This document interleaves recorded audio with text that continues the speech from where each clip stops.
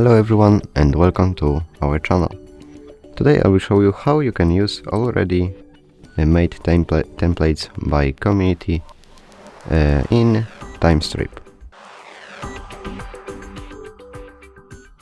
So first go to gallery here, and here you have all of the of these templates. So just choose one, for example popular and database, and this one for example, and that's all. Thanks for watching guys, and don't forget to leave a like and subscribe.